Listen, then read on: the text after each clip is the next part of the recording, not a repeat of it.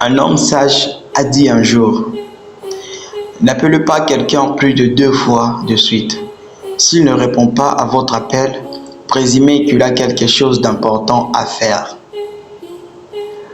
Rendez l'argent que vous avez emprunté avant même que la personne qui vous a emprunté ne s'en souvienne ou ne le demande. Cela montre votre intégrité et votre caractère. Il en va de même pour le parapluie, le stylo et le boîte à linge. Ne commandez jamais le plat cher du menu lorsque quelqu'un vous offre un déjeuner. Ne posez pas de questions gênantes comme « Ah, vous n'êtes pas encore marié ?» ou « Vous n'avez pas d'enfant ?»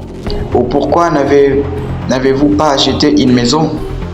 ou « Pourquoi n'avez-vous pas acheté une voiture ?»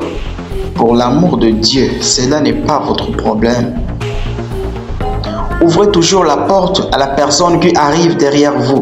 Peu importe qu'il s'agisse d'un garçon ou d'une fille, d'un senior ou d'un junior. On ne se rabaisse pas en traitant bien quelqu'un en public. Si vous prenez un taxi avec un ami et qu'il ou qu'elle paye maintenant, essayez de payer la prochaine fois. Respectez les différentes nuances d'opinion. Souvenez-vous que ce qui est 6 pour vous paraîtra 9 pour quelqu'un en face de vous. De plus, un deuxième avis est une bonne alternative. N'interrompez jamais les gens qui parlent. Laissez-les s'exprimer. Comme on dit, écoutez-les tous et filtrez-les tous. Si vous taquinez quelqu'un et qu'il ou qu'elle ne semble pas apprécier, arrêtez et ne recommencez plus.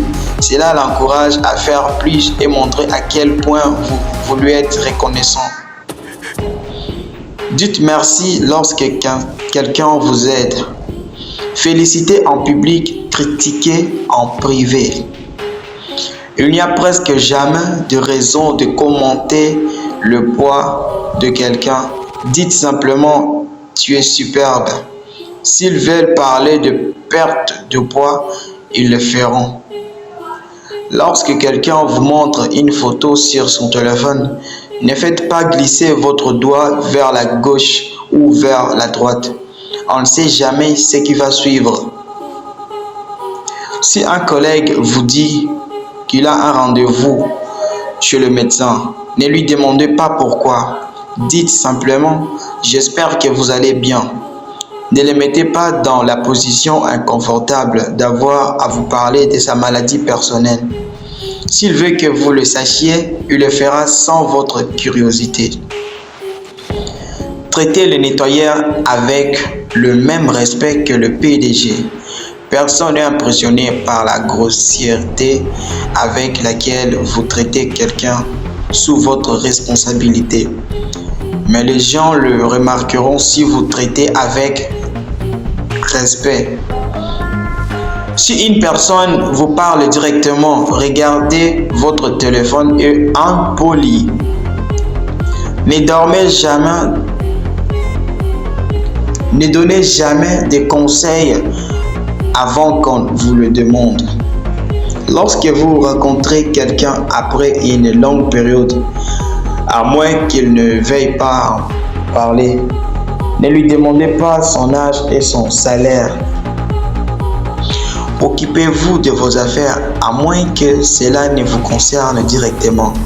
Restez simplement en dehors de cela.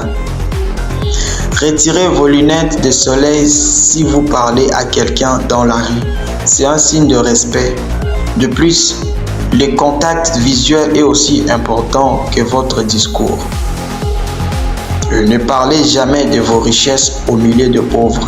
De même, ne parlez pas de vos enfants au milieu de la stérilité.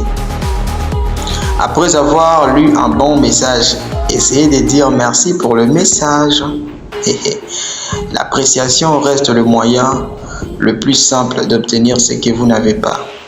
Merci d'avoir lu. C'était Christian Panga.